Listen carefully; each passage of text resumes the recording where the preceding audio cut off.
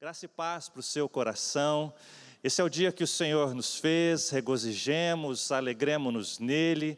Vamos, nesta hora, dividir o ministério da palavra e que o nome de Jesus seja glorificado. Eu quero ter uma breve palavra de oração, apresentando a minha vida, a sua vida, a palavra do Senhor, para que realmente o Senhor faça aquilo que está no seu coração para cada um de nós. Nós nos apresentamos a Ti nesta hora, Senhor, tendo diante de nós a Tua palavra, tendo, Senhor, a consciência de que estamos falando aos Teus filhos, ao Teu povo, e eu me coloco, Deus, como Teu servo, Teu instrumento, para que tudo venha de Ti e seja para a Tua glória e louvor, em nome de Jesus, aleluia, glórias ao nome de Jesus.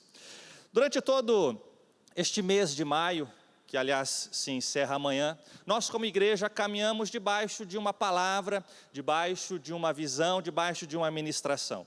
Nós chamamos este mês, a temática do mês de maio, de Mova-se, uma vez que nós estamos querendo oferecer a Deus uma resposta, oferecer a Deus uma resposta àquilo que temos recebido dEle, fazer do nosso evangelho, fazer da nossa vida cristã, uma vida cristã ativa, frutífera, e que corresponda e que devolva os frutos ao Senhor, e que deposite na vida das pessoas aquilo que temos recebido do Senhor.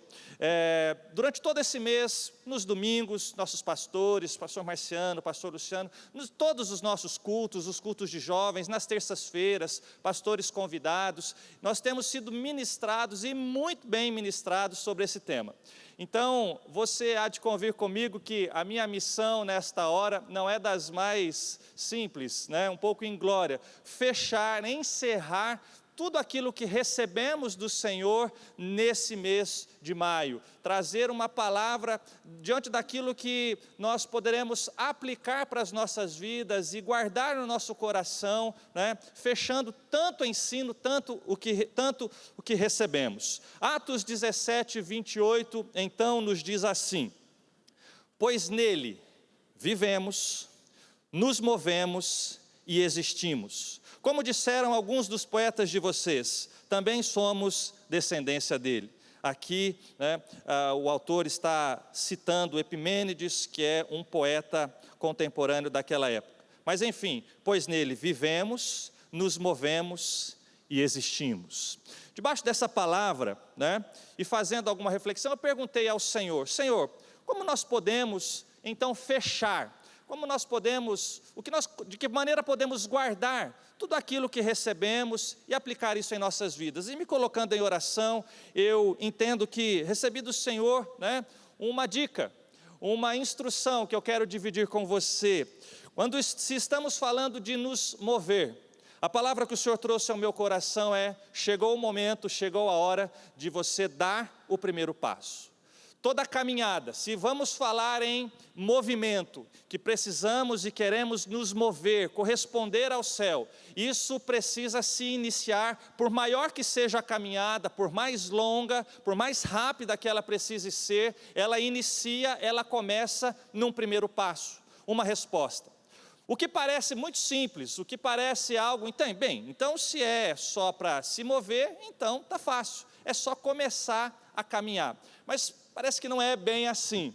Você sabe que para que possamos nos mover, nós precisamos tomar algumas atitudes, algumas decisões. Aliás, até mesmo em se tratando do mundo natural, colocar algo em movimento requer um esforço. Já nos diz a primeira lei da física, de Isaac Newton, diz assim: todo corpo que está em repouso, ele tende a permanecer em repouso, a não ser que lhe seja aplicada uma força.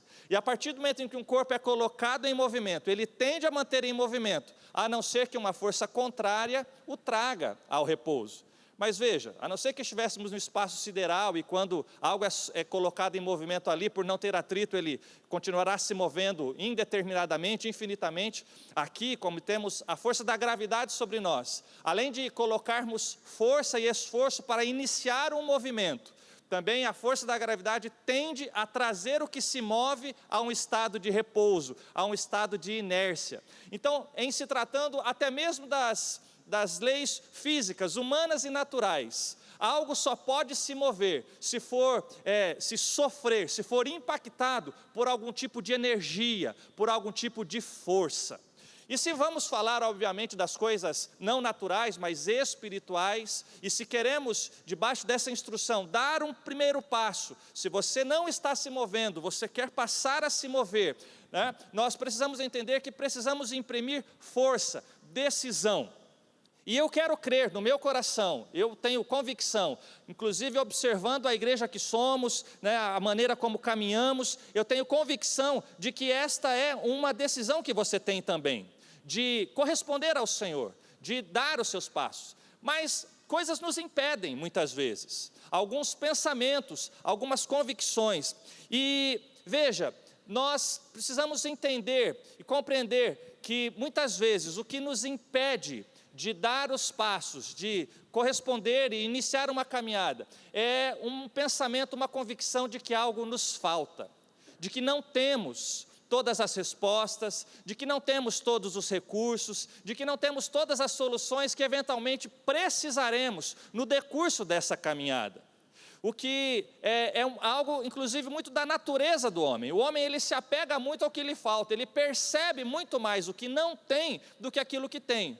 O camarada recebe 10 elogios, uma crítica, ele se apega à crítica. Você tem uma série de roupas no seu guarda-roupa, às vezes até a gente se surpreende, fala assim, poxa, eu nem lembrava que eu tinha essa peça de roupa. Mas quando você não tem uma, quando lhe falta, aquilo você percebe. E muitas vezes, essa é a atitude que temos, nos focamos naquilo que não temos, tememos, ficamos ali preocupados, ansiosos, porque não temos algo.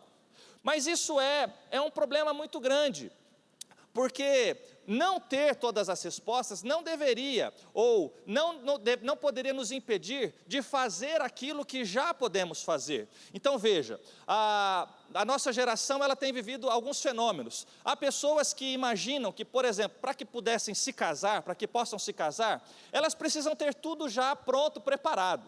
Então olha, você precisa estar formado, né, precisa estar empregado, de preferência num emprego estável, se possível um emprego público, concursado. Você, para se casar, precisa ter a sua casa própria, precisa ter um carro, precisa ter isso, aquilo, e uma série de respostas. E que se você não tiver, você não está pronto. Veja que sutil. É algo que muitas vezes você pode apresentar como um cuidado, como assim, olha, não, eu sou uma pessoa muito precavida, muito cuidadosa, mas quando na verdade você pode estar escondendo, né, algum tipo de medo, algum tipo de fuga até. Talvez você como eu, se tivesse que esperar ter todas estas condições para enfim se casar, talvez estivéssemos solteiros até hoje, aguardando que todas essas respostas estivessem ao nosso alcance, todas estas soluções. E não é o que acontece. Nós, debaixo de uma palavra, debaixo daquilo que temos, da condição que temos para aquele momento, tomamos uma decisão e a partir dali passamos a construir, encontrar e receber de Deus respostas, soluções. Veja, a nossa geração, né, as pessoas, elas têm protelado, deixado de tomar decisões, de fazer o que já está ao seu alcance. A pessoa, o camarada entra, por exemplo, na faculdade, faz ali o seu curso, estuda ali 4, 5 anos, termina a faculdade, bom, vou fazer agora uma especialização, uma pós-graduação. Pô, ótimo, tudo bem, faz lá mais 1, 2 anos, termina a pós-graduação. Oxe, agora eu acho que eu vou enveredar para o caminho da docência, eu vou fazer mestrado. E ali mais 2 anos, 3 anos, terminou o mestrado, bom, acho que agora eu vou fazer o doutorado, já são mais 4 anos, e depois o pós-doutorado. Camarada, enfim, ele já é um PhD em determinado assunto. Mas um PhD, né, não da prática, e sim da teoria. Já estudou muitos anos, já procurou ter todo tipo de resposta para todas as perguntas possíveis, mas ainda não colocou a mão na massa, mas ainda não deu nenhum tipo de fruto depois de tanto preparo. Veja, em nome de Jesus, eu jamais estaria aqui pregando contra o preparo e dizer que você não precisa, né, buscar crescer, se desenvolver, buscar evoluir. Eu sou um amor amante dos estudos, um entusiasta do saber, né? Acho que isso é fundamental, mas o meu ponto é, né, uma hora isso precisa se transformar em vida, uma hora esses passos precisam ser dados, uma hora essa decisão, ela precisa acontecer a partir das nossas vidas. Você precisa em algum momento corresponder, né? Então, nos tomamos muitas vezes inertes, porque tememos, porque nos apegamos àquilo que nós não temos, àquilo que nós ainda não sabemos. E aí nos escondemos até atrás dessa desculpa que pode parecer muito boa, até muito bonita, mas ela revela um temor, um medo, né? Uma fuga daquilo que nós já podemos fazer. E isso se torna ainda mais importante, compreender que nós realmente precisamos valorizar o que temos, o que já sabemos, o que já conhecemos, o que já recebemos do Senhor. É importante porque eu quero neste dia ministrar ao seu coração uma série de relatos bíblicos, de milagres grandes, incríveis, impressionantes, que só foram possíveis porque Deus conseguiu trazer a atenção daqueles personagens para aquilo que eles já tinham recebido do Senhor.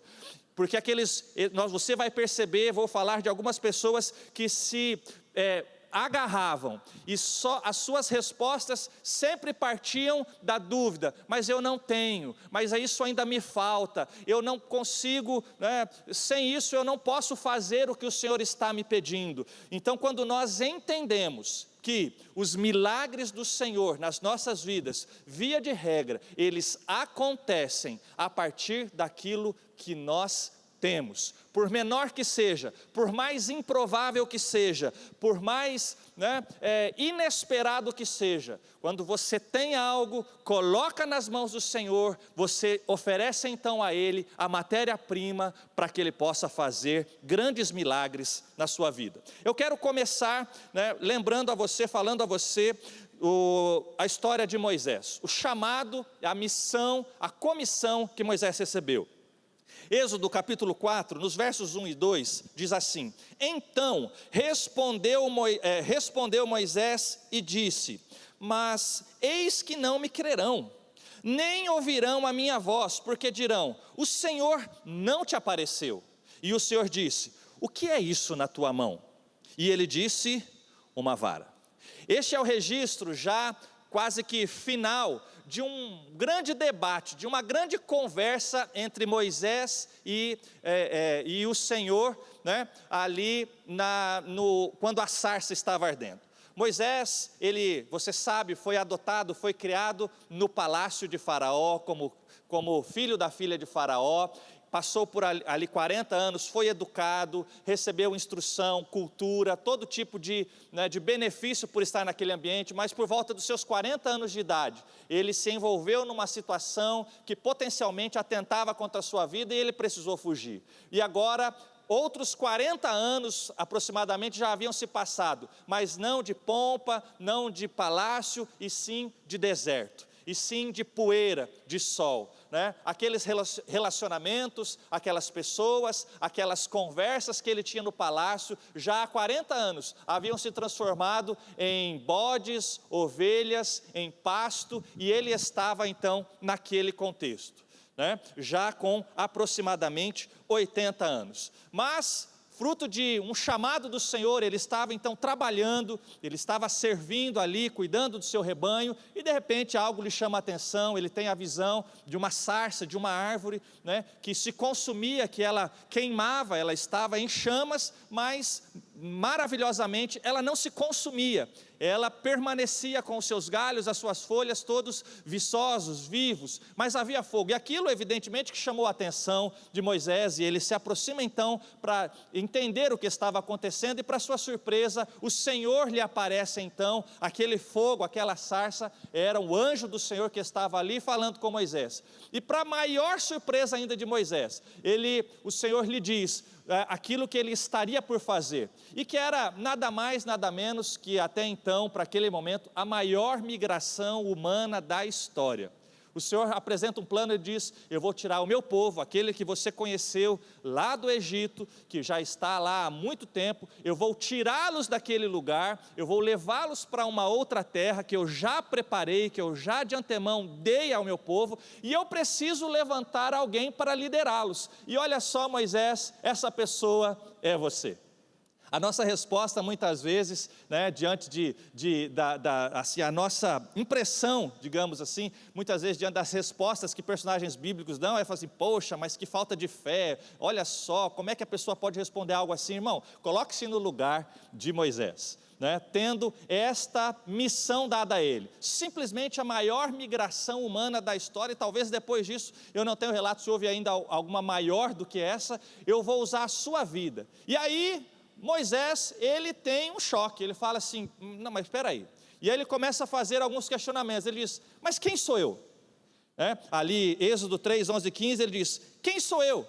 Aí a resposta do Senhor: eu estarei com você. Moisés, fica tranquilo, eu conheço você, não se trata de você, se trata de mim, eu estarei com você. E aí Moisés emenda: bom, falando em você, quem é você? Porque Moisés foi criado num contexto egípcio em que cada divindade, cada deus daquela nação, daquela cultura tinha uma função, fazia uma coisa, ou era deus da fertilidade, deus da colheita, deus da chuva e deus para todo tipo de necessidade. E aí Moisés faz uma pergunta: ok, você é Deus do quê? Ele diz: eu não sou um Deus como aqueles, eu sou quem eu sou. A resposta é emblemática, ele diz: eu simplesmente sou, eu sou tudo, eu sou o princípio, o fim. Apocalipse fala, dá esses atributos, né? Eu sou simplesmente o Senhor Todo-Poderoso. Mas Moisés continua: ok, resolvemos o meu problema, já sei quem você é, mas tem o povo. O povo, como que eu vou chegar, então vou bater lá na porta dos líderes que estão lá escravizados e dizer: olha, eu estou aqui, e eles não vão crer em mim.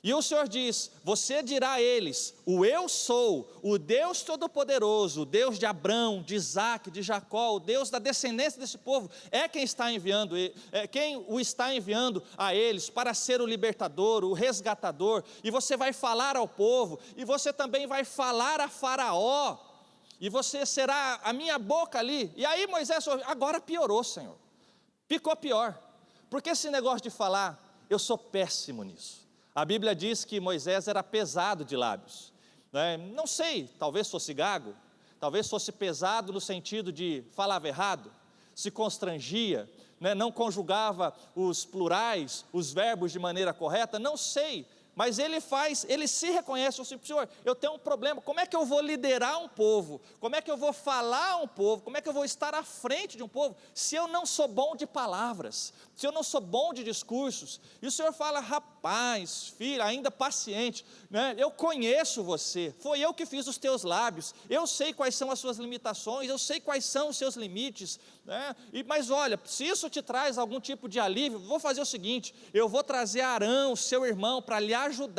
Seu irmão fala bem, seu irmão é articulado, vocês vão formar uma dupla e vocês vão cumprir o meu propósito. E por fim, quando já não tinha mais saída, Moisés olha: Senhor, olha, tudo bem, o Senhor deu resposta para tudo, mas por favor, manda outro.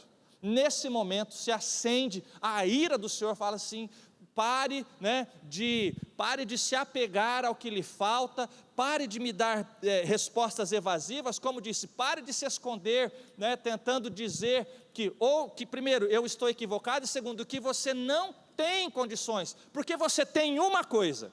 E aí quando nós chegamos no que diz esse versículo: o que tem na sua mão? Ele diz: uma vara ou cajado. E isso é importante. Você pode me perguntar assim: o que significa isso? A vara ou o cajado, segundo a palavra, são uma figura de autoridade, né? De uma figura realmente que confere uma importância e uma autoridade legítima a alguém. E você sabe bem que a autoridade, segundo a Bíblia, não é a autoridade segundo o homem. A autoridade segundo o homem, ela vem de um cargo, muitas vezes expressa num crachá, ela vem de uma vida financeira, ela vem de uma condição de poder, de governo. A autoridade segundo o homem, ela tem uma série de possibilidades, mas a autoridade, segundo Deus, a autoridade do homem de Deus, ela é fundamentada, ela é baseada no caráter, na moral, numa postura, alguém que se coloca realmente como modelo, alguém que é visto, observado pelas pessoas, e tem as marcas de Cristo, e tem atitudes que glorificam a Deus, o que realmente traz moral, o que traz validade, autoridade a um homem ou a mulher de Deus, são as características que essa pessoa tem diante de Deus, e não as características simplesmente naturais. Há muitas pessoas nesses dias, é impossível não pensar, por exemplo, em políticos, autoridades, mas que não têm respaldo, não são autoridades diante de Deus, não têm um cajado nas suas mãos, não vivem uma verdade, vivem uma mentira. Moisés, deixa eu te dizer uma coisa, eu preciso levantar um líder, eu preciso de alguém para cumprir o meu propósito, eu não estou preocupado com as suas habilidades, o quanto você é bom no falar, isso a gente trabalha, isso Arão resolve, para isso tem solução, mas uma coisa está em suas mãos, você tem autoridade, e quando você estiver diante das pessoas, quando você falar às pessoas, quando elas verem e reconhecerem um cajado de autoridade que está em tuas mãos, isso sim fará com que elas deem ouvidos ao que você lhes disser. E esse cajado, você sabe bem, ele foi muito importante, essa figura de autoridade foi fundamental no ministério e na missão de Moisés. Com esse cajado ele tocou o mar e o mar se abriu. Esse cajado, no momento em que houve uma disputa, veja, de autoridade, será que eu tenho autoridade? Será que outra pessoa tem autoridade? Esse cajado já ressecado, já malhado, ele floresceu. Esse cajado ele tinha um lugar tão importante que ele foi depositado no interior da Arca da Aliança, ali foi colocado, porque esta autoridade, o Senhor guardou esta autoridade, o Senhor usou disso para validar o ministério de Moisés. Veja, via de regra, quando nós desafiamos alguém a assumir uma célula, eu quero ser prático, nesse primeiro ponto. Eu já tive muitas vezes a experiência, irmão, vejo em você características, virtudes, condições de assumir uma célula. Via de regra, a resposta que recebemos é assim: pastor, eu acho que eu não estou preparado. Pastor, você acha que eu dou conta? E na sequência vem a seguinte pergunta: e se me fizerem uma pergunta que eu não sei responder? Rapaz, você acha que você não pode ser líder de célula, porque eventualmente alguém pode lhe fazer uma pergunta que você não saiba a resposta? Certeza, pastor, eu vou pagar de uma vergonha, eu vou me constranger, a gente tem que, ter assim, um mínimo de condições de responder, e aí as pessoas não acreditam na resposta.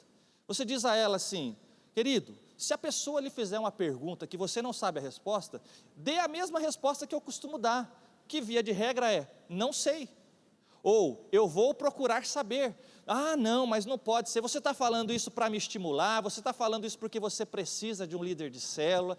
E aí a gente fica assim: meu irmão, deixa eu te dizer uma coisa. Você acha que uma pessoa vai até a sua célula para ter um encontro com o seu discurso homilético, para entender se a exegese que você faz é fundamentada e que permite ter uma hermenêutica bem feita, fundamentada Querido, sabe por que a pessoa vai na sua célula?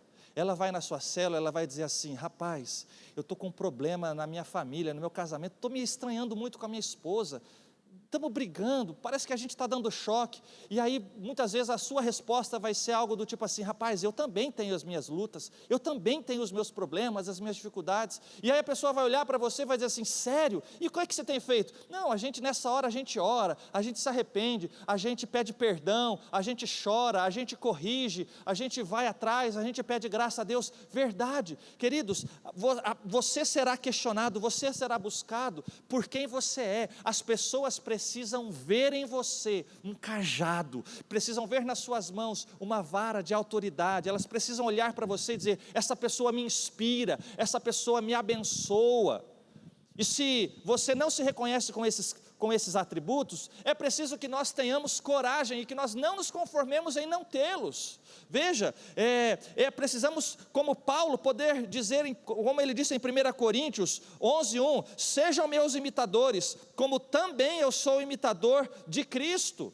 Isso não significa que para liderar uma célula, como colocamos aqui de exemplo, estar em um ministério da casa, para iniciar a se mover, você precisa ser perfeito, precisa ter todas as suas características já resolvidas, tratadas em absoluto. Não, mas você precisa se colocar como alguém que está em processo, que está sendo tratado pelo Senhor, alguém que está sendo corrigido, alguém que quando peca, quando cai, se arrepende, se levanta, pede perdão, repara o erro, repara o dano. Isso é o que nos dá autoridade. Veja, o que legitima verdadeiramente, eu creio piamente, que é necessário nesse processo, o primeiro passo vem com o cajado. Na sequência, claro, você vai correr atrás de saber, de conhecer. Eu já disse aqui, eu sou um entusiasta do estudo, estudar, se preparar, conhecer coisas novas, ter um ministério frutífero, conhecer, estudar idiomas, enfim, podem acontecer e é desejável, importante e para muitos casos necessário, a depender do nível que o Senhor vai te levar, que você tenha uma preparação e uma boa preparação. Mas o que sustenta e fundamenta, você pode ter a melhor preparação, os maiores dons, executar os maiores sinais, mas o que sustenta o teu ministério é o teu cajado, é o seu caráter. E veja, eu não estou aqui dizendo nada diferente do que eu tenho ouvido nos últimos 10 anos, quando participo, por exemplo, da conferência Casa de Zadok. Quando nós nos reunimos ali como pastores, basicamente o que nos é ministrado ali você pode ter um ministério maravilhoso, você pode ter uma igreja gigantesca, mas o seu caráter é o que coloca um cajado na sua mão, a sua família, o seu casamento, as suas ações, reações, ser tratado pelo Senhor, é isso que te sustentará nesse lugar de autoridade. Às vezes eu ouço pessoas dizerem assim, mas não me reconhecem, nessa igreja não me reconhecem, estou aqui há tantos anos, e nunca me chamaram para liderar nada, nunca me chamaram a estar à frente de nada. Querido, o cajado, ele é colocado nas suas mãos, a partir de uma construção. Ter esse cajado nas mãos, requer muitas vezes tempo. Essa foi a minha experiência, por exemplo. Quando eu iniciei meu ministério, há mais de 10 anos atrás, iniciei na comunidade Alcance, lá de Maringá, estava ali servindo, junto com outros pastores, fazendo parte daquele presbitério, e ali nós pastoreávamos os jovens, ali ministrávamos a igreja, tínhamos um rebanho, discipulávamos pessoas, estávamos ali fluindo, e reconhecidamente por aquele rebanho, havia um cajado nas nossas mãos, na minha mão, na mão da minha esposa, com a nossa família, mas o Senhor nos deu uma direção. Preciso que vocês saiam daí. Foi um processo muito lindo, muito difícil também, que o Senhor nos impôs, e viemos parar aqui em Curitiba. Quando viemos parar aqui em Curitiba, a recepção foi muito agradável. Pastor Luciano, pastor Marciano, nos receberam com muito carinho. Olha, vocês são bem-vindos aqui, mas eu me lembro claramente do pastor Marciano olhando para o meu rosto, falando assim, só tem um problema, aqui você não é pastor. A gente não recebe pastor, a gente recebe pessoas. Quem se faz pastor do rebanho é o próprio pastor. E você tinha um cajado lá onde você estava, aqui você não tem. E se você quiser restaurar esse lugar, se você entende que Deus lhe chamou para isso, você vai ter que reconstruir toda essa história, toda essa caminhada. Então, você vai para uma célula, e ali você será membro de uma célula e vai servir naquela célula. Um abraço, querido Richard, Maria Rosa, célula que servimos logo que chegamos. Você vai multiplicar dessa célula, você vai ter a sua célula, você vai servir nos ministérios, você vai se colocar no lugar, as pessoas vão te conhecer, você vai se permitir ser revelado, você vai servir a casa. E quando houver um cajado nas tuas mãos, se houver um cajado, nós teremos toda a liberdade e alegria de te restabelecer nesse lugar, mas isso precisará ser construído. Passaram-se 2 anos e meio, hoje eu estou tendo a primeira oportunidade de dividir a palavra com você, mas hoje você me conhece, você conhece a minha família, você conhece a minha esposa, você sabe quem são os meus filhos, talvez já estivemos e gastamos um tempo junto, né? Eu louvo a Deus por ter me submetido a esse processo, mas há muitas pessoas que querem essa plataforma, querem o púlpito, mas não querem liderar uma célula, mas não querem servir, coisas que aparentemente são menores, mas esta sequência e consistência de servir em coisas aparentemente pequenas, é o que vai validando, forjando e confirmando e apegando esse cajado nas tuas mãos. Há homens que dizem assim, casais que dizem assim, a minha esposa não confia em mim, eu falo, é como se ninguém estivesse falando, eu falo, as pessoas me ignoram, as pessoas não me levam a sério. Deixa eu te dizer uma coisa, às vezes o problema não é que as pessoas não te levam a sério, é porque elas não estão reconhecendo que as tuas ações, reações, decisões, elas foram construídas e recebidas da parte do Senhor. Quando alguém confia de que uma esposa, por exemplo, tem a convicção de que seu marido é um homem de oração, é um homem de Deus, ele pode trazer as direções mais estranhas, mas a resposta, via de regra, é: eu sei que você recebeu do Senhor essa direção, conte comigo, vamos dar esse caminho, vamos tomar essa decisão, porque veja o que diz Êxodo 14, 15, 16, então o Senhor disse a Moisés, por que você está clamando a mim? Diga ao povo que marche, tome a sua vara, estenda sobre o mar, divida as águas para que os israelitas atravessem pelo meio do mar, em terra seca. Moisés estava com a sua vara, Moisés estava com esse cajado, conduzindo esse povo, à frente havia o mar, de repente o pessoal devia olhar para um lado, para o outro, e falar assim, gente, o homem não para, não está vendo que o mar está ali, o que vai acontecer? Não, mas se ele está indo, vamos indo, se ele está indo, vamos indo. Quando chega na borda do mar, o próprio Moisés fala assim, Senhor, o que está acontecendo? Me dá uma resposta. É nessa hora que a resposta do Senhor, se o Senhor usasse as palavras do meu pastor Marciano, quando estamos em discipulado, ele provavelmente ia olhar para essa oração e ele ia responder assim, ei, que conversinha é essa? Vamos parar de conversinha? Vamos parar, você já sabe, né?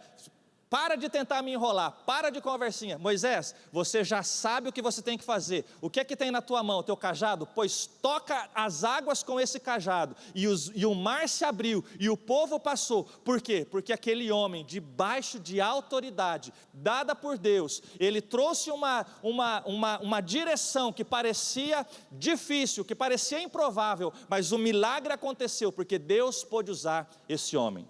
Glórias a Deus por isso.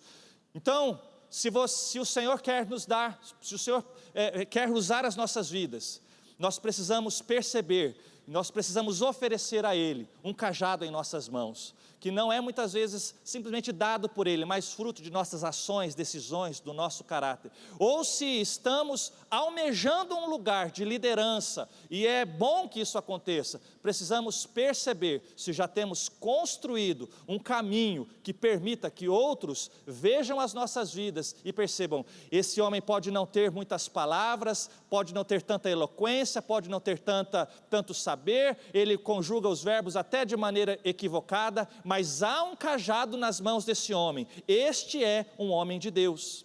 Há uma outra situação, 2 Reis 4, 1 e 2, diz assim, certo dia, a viúva de um dos membros do grupo dos profetas foi pedir ajuda a Eliseu. Ela disse, meu marido que o servia, o próprio Eliseu, morreu, o senhor sabe que ele temia o Senhor, agora veio um credor que ameaça levar meus 2 filhos como escravos. O que posso fazer para ajudá-la? Foi a pergunta de Eliseu. Perguntou Eliseu, diga-me, o que você tem em casa? A resposta, eu não tenho nada, exceto uma vasilha de azeite, respondeu ela. Peraí mulher, deixa eu ver deixa eu ver se eu entendi a sua resposta. Peraí, você disse que não tem nada, mas você disse que tem uma vasilha de azeite? Uma vasilha pequena, tem azeite lá.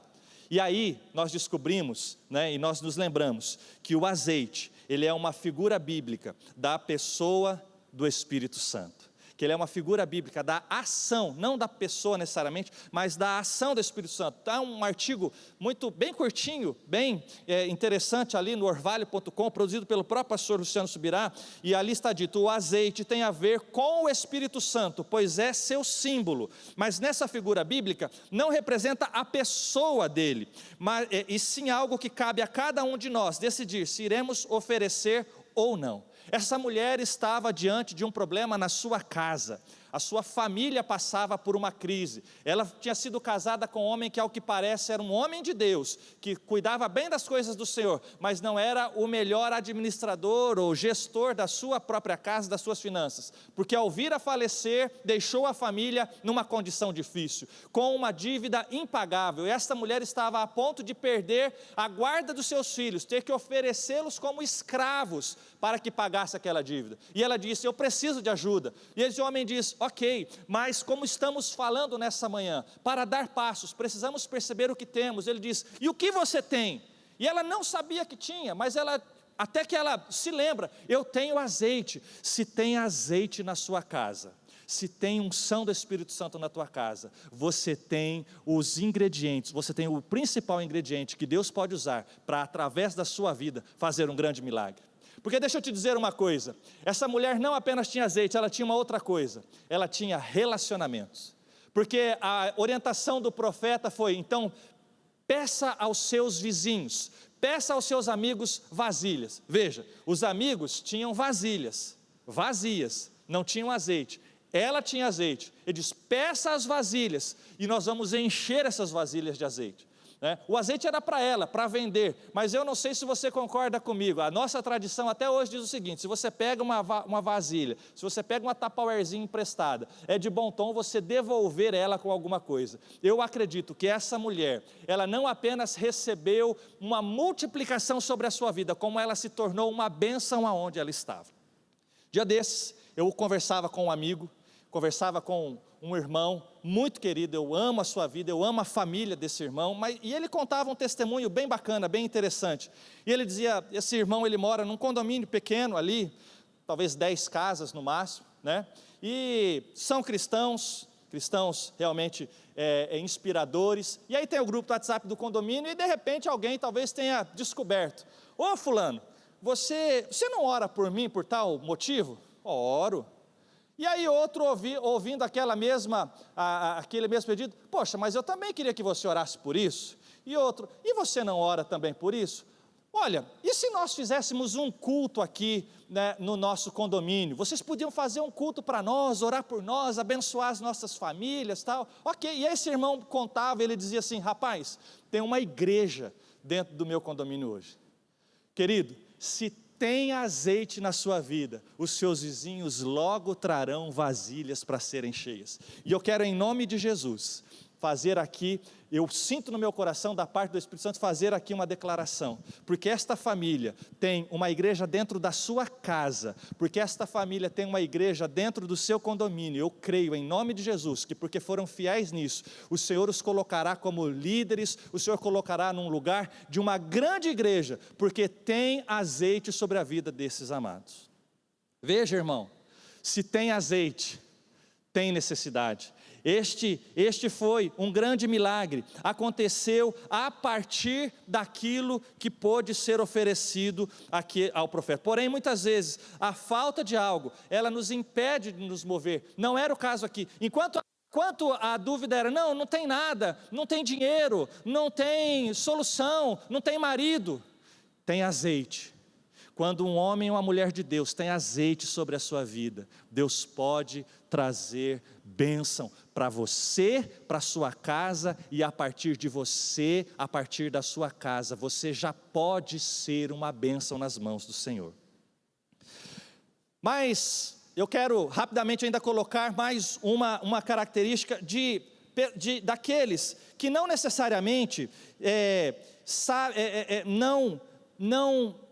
não reconhecem ou não percebem que tem algo, mas que se recusam muitas vezes, até por alguma legitimidade assim, até por algum constrangimento, até por achar que isso não pode fazer muita diferença, mas se negam a oferecer o pouco que tem, ao Senhor. Veja, eu reconheço que tenho algo, eu reconheço que eu sou assim, tenho um talento, tenho uma graça para isso, mas o que é isso diante de tanta necessidade, ou numa igreja desse tamanho, que tem gente tão habilidosa, que pode, né, que é tão assim especial, eu não posso fazer diferença nenhuma. Veja, João 6, 5-9, diz assim: então Jesus, erguendo os olhos e vendo que grande multidão vinha ter com ele, disse a Filipe: onde compraremos pão para lhes dar de comer? Respondeu Filipe: não lhes bastariam 200 denários de pão, para receber cada um seu pedaço. Um de seus discípulos, chamado André, irmão de Simão Pedro, informou a Jesus: está aí um rapaz, que tem 5 pães de cevada e 2 peixinhos, no diminutivo mesmo, mas isso o que é para tanta gente? Veja, mais uma situação em que havia uma crise. Haviam aqui aproximadamente 5.000 homens, e homens no caso do sexo masculino, haviam também provavelmente muitas mulheres, né, crianças. Veja, esse menino que é personagem central dessa história aqui, talvez, esse menino que foi usado por Jesus para fazer o milagre, talvez nem na conta dos 5.000 estivesse, a depender da idade que ele tinha. Mas havia ali uma situação, e outros textos eles contam, eles relatam também essa passagem, né? Eu não sei se Jesus estava num lugar distante, as pessoas precisaram caminhar 2, 3 dias para chegar até ele. A sensação que eu tenho é que as pessoas chegavam até ele, mas ele estava em movimento, e ele estava caminhando, e as pessoas não voltavam para casa, elas o seguiam, porque queriam continuar ouvindo os seus ensinamentos, estar com ele, e em algum momento alguém faz um alerta, fala: Jesus, se você não, o povo já está 2, 3 dias aqui caminhando atrás de você, ou seja, para voltar, precisa de 2, 3 dias de caminhada, eles estão com fome já agora, então o senhor precisa tomar uma decisão: dispensa o povo, ou dá comida para o povo. Não tem como dar comida para o povo, então dispensa, porque pode ser que eles desfaleçam pelo caminho, que eles desmaiem de fome. Pode ser um grande problema. E aí Jesus fala assim: então deem de comer, porque eu quero continuar ensinando, porque eu quero continuar ministrando a esses corações. E aí eles colocam uma série de problemas. Primeiro, não tem dinheiro, mas ainda que tivesse dinheiro, o tal dos 200 denários, não haveria padaria que pudesse produzir tanto pão, tanto alimento, para matar a sede desse povo, a fome desse povo. Então não tem o que fazer. Veja, Jesus, ele mais uma vez os lembra: eu faço um milagre na sua vida a partir do que você tem, não a partir do que você não tem. E aí alguém diz: olha, tem aí o que nós aqui no Paraná, nós aqui em Curitiba chamamos de piá. Tem um piá aí, ele tem uma lancheira, ele trouxe uma lancheirinha, tem, pelo que eu ouvi ali, não sei como que ele conseguiu, né, curiosamente enxergar aquilo, parece que tem lá 5 pães e 2 peixinhos ali dentro da lancheira. Então traga até aqui. Veja, era pouco. E pior do que você reconhecer que é pouco, o mais difícil ainda é quando os outros concordam que é pouco. Sabe, irmão, quando você faz assim uma reforma lá na sua casa, que você conserta a pia, aí você chega para a esposa e fala assim: então, não ficou muito bom, mas olha só, ela olha e fala assim: não ficou muito bom, não, ficou péssimo. Né? Eu confirmo, e isso que você fez é realmente muito pouco, é realmente muito aquém do que precisa, sabe? Era o caso, porque o menino sabia que era pouco, todo mundo sabia que era pouco, e aí alguém, um abençoado, fala assim: mas o que é isso? O Simão Pedro, sempre ele, né? Simão Pedro, mas o que é isso para tanta gente? Deixa eu te dizer algo em nome de Jesus: era pouco, mas era tudo. Era pouco, mas era tudo o que aquele menino tinha. E veja, ele decidiu colocar tudo o que tinha nas mãos de Jesus. Esse menino correu um risco aqui. Deixa eu te falar sobre esse tudo, porque eu não quero aqui, de novo, fazer uma teologia do pouco. Nós fomos ministrados recentemente sobre excelência, o quanto Deus, o quanto Cristo é digno do nosso melhor, o quanto Cristo é digno realmente de que possamos dar a Ele tudo aquilo de melhor que podemos oferecer a Ele. Mas a questão que você precisa entender, e eu preciso entender, é que sempre é pouco. Quando que é muito? Quando que dinheiro é muito diante de Deus? Alguém que tem tanto ouro, tanta prata, que precisou fazer asfalto no céu para poder dar um destino para tanto ouro. Quando que eu e você podemos chegar diante de Deus e falar assim, olha, isso aqui é muito, o seu dízimo pode ser pequeno, o seu dízimo pode ser enorme, os dois são pouco, mas aquele que o que diferenciou, o que esse menino colocou aqui, é porque esse pouco, ainda que pouco, era tudo que ele tinha e era tudo o que passava pelo seu coração. A oferta da viúva pobre, ela eram algumas moedinhas, era tudo. A oferta de Ananias e Safira, ela não era tudo. Não se trata do valor monetário, se trata do valor que o seu coração, que aquilo tem no seu coração, e quando você tem a coragem, a disposição de colocar nas mãos de Deus, tudo que está em suas mãos, o Senhor pode a partir disso fazer um grande milagre. Eu não sei se esse menino, ao entregar, ele não sabia o que iria acontecer, ele correu um risco, ele poderia pensar assim, peraí, tem 5.000 homens aqui, ninguém trouxe comida, eu sou o único que trouxe, e agora vou entregar, eu não sei o que vai acontecer com isso, vou voltar para casa e posso morrer de fome. De repente esse menino estava acompanhado da família, imagine se esse menino trazia consigo um irmão mais novo, eu vou voltar, imagina, meu irmão pode morrer de fome, mas ele creu e ele colocou nas mãos de Jesus aquilo que ele tinha. Quando ele coloca nas mãos de Jesus aquilo que ele tinha, Jesus então faz um grande milagre na vida dele.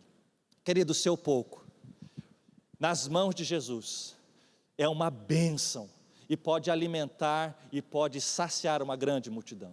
Querido, os seus pequenos talentos talvez, ou os seus grandes, como eu disse, o que é grande e o que é pequeno diante de Deus, mas o talento que você tem, pode ser uma bênção e alimentar as crianças no ministério infantil. O seu pequeno talento, aquilo que você tem na sua célula, pode ser uma bênção. O seu talento no ministério alcance social, pode ser uma bênção, mas a questão é, tenha coragem e disposição de colocar nas mãos de Jesus tudo o que você tem. Se você recebeu algo do Senhor, olha, eu não tenho todo o talento, eu não tenho toda a possibilidade. Veja, o problema que é para aqueles que amam a pregação serem desta casa. Quando temos aqui pastores como Luciano Subirá, que é reconhecidamente um mestre, um referencial de pregação. Olha o tamanho do desafio. Queridos, eu não prego como Luciano Subirá, mas o que eu tenho está nas mãos de Jesus, e que Ele faça com isso, e que Ele multiplique, que Ele alimente quantos Ele quiser, com aquilo que eu tenho oferecido, assim como o Luciano oferece o que tem, e o Senhor alimenta uma multidão com o que Ele oferece, com o que eu tenho oferecido, porque é o meu tudo para hoje, e eu quero crescer, evoluir, me tornar cada vez melhor e mais capaz diante de Deus, mas até lá, o que eu tenho hoje e agora, eu ofereço ao Senhor. E eu quero dizer a você, querido, mova-se nesse sentido, mova-se e ofereça o que você tem agora, seja fiel no pouco, você tem hoje 1 talento, 2 talentos, negocie com eles, um dia você terá 5 talentos ou mais, mas que você seja achado fiel naquilo que você faz. Eu quero encerrar.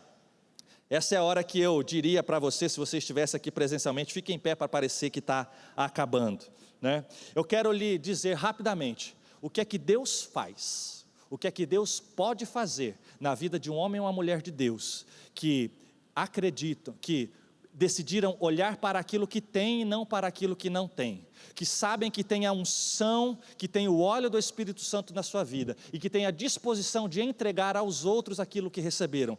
Ouça o que o Senhor pode fazer. Atos 3, de 1 a 6. Pedro e João estavam se dirigindo ao templo para a oração das 3 da tarde. Estava sendo levado um homem coxo de nascença, que diariamente era colocado à porta do templo chamada Formosa, para pedir esmolas aos que entravam. Quando ele viu Pedro e João, que iam entrar no templo, pediu que lhe dessem uma esmola. Pedro, fitando os olhos, juntamente com João, disse: olha para nós. Ele os olhava atentamente, esperando receber alguma coisa. Pedro, porém, lhe disse: não possuo nem ouro, nem prata, mas o que tenho, isto eu lhe dou. Em nome de Jesus Cristo, o Nazareno, levanta e anda em nome desse Jesus. Veja o que Deus pôde fazer. No dia 7 de abril deste ano, o Núcleo de Comunhão Pastoral, ele teve uma reunião, online, via Zoom, com o pastor Paulo Mazzoni, e ele nos ministrou em cima deste texto aqui. deste texto aqui.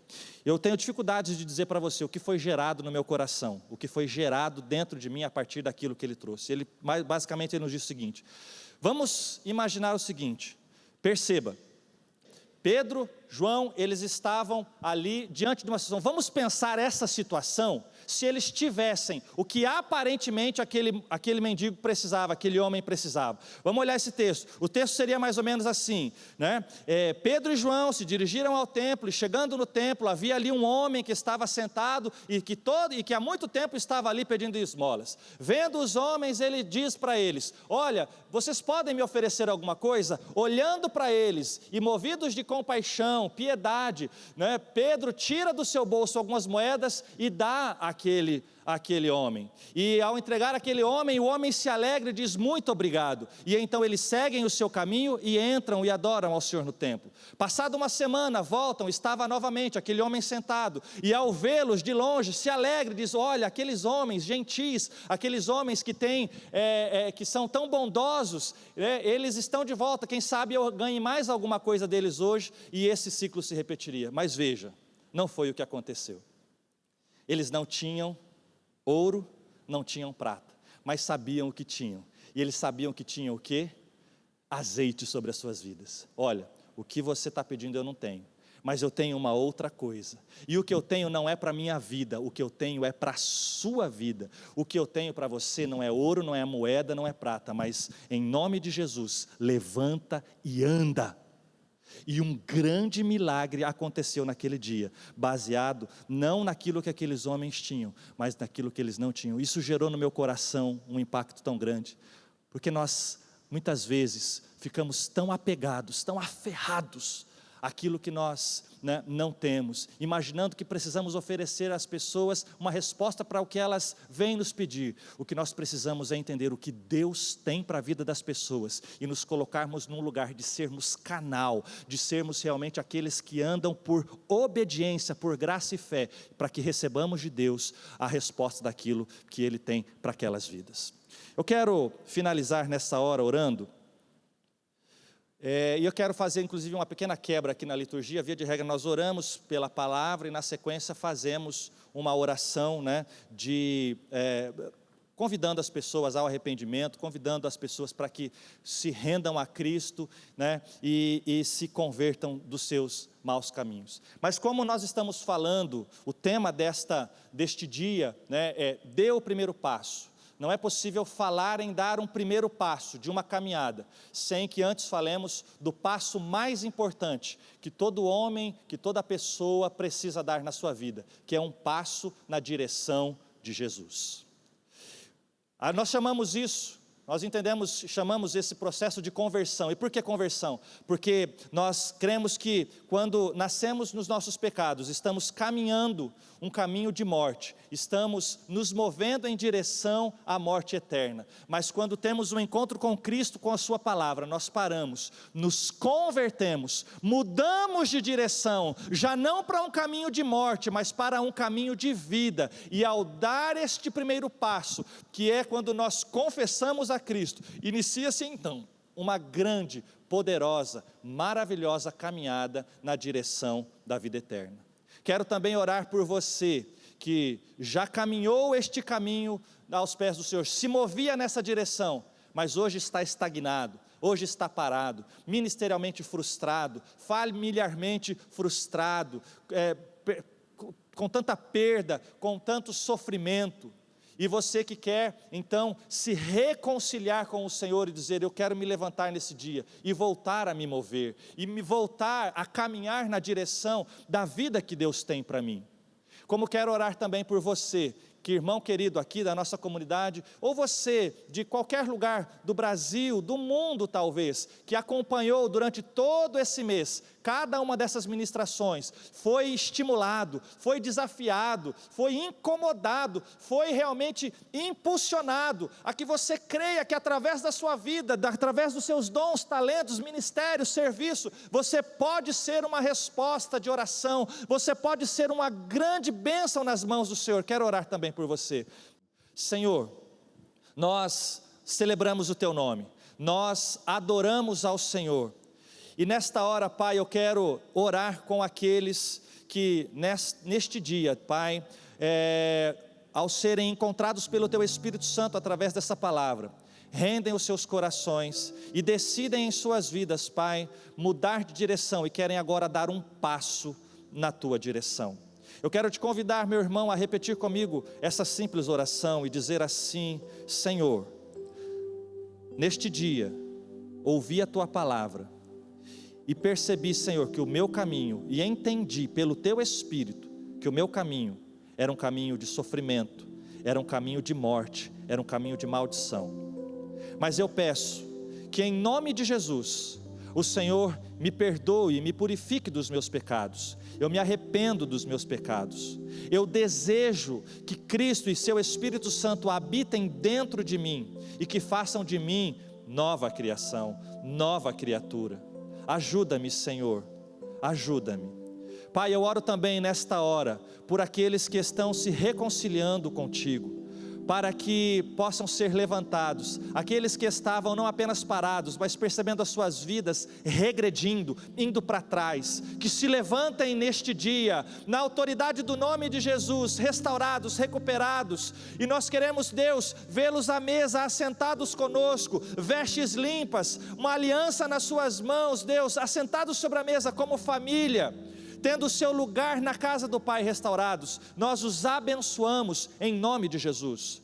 Oramos, Deus, nesta hora como igreja, agradecendo por tudo aquilo que ouvimos, recebemos durante todo esse tempo. Muito obrigado, Senhor. Esse é o nosso desejo, oferecer a Ti uma fé viva, operante, operosa, oferecer ao Senhor tudo o que temos, colocar isso em Tuas mãos e sermos uma resposta, Deus, para esta cidade, para esta nação, para os perdidos. Nós Te agradecemos, Deus. Conta conosco, ajuda-nos, trata-nos, purifica-nos, glorifica o Teu nome, em nome de Jesus. Deus abençoe muito a sua vida. Mova-se, dê o primeiro passo, coloque-se nas mãos de Jesus. Louvado seja Deus.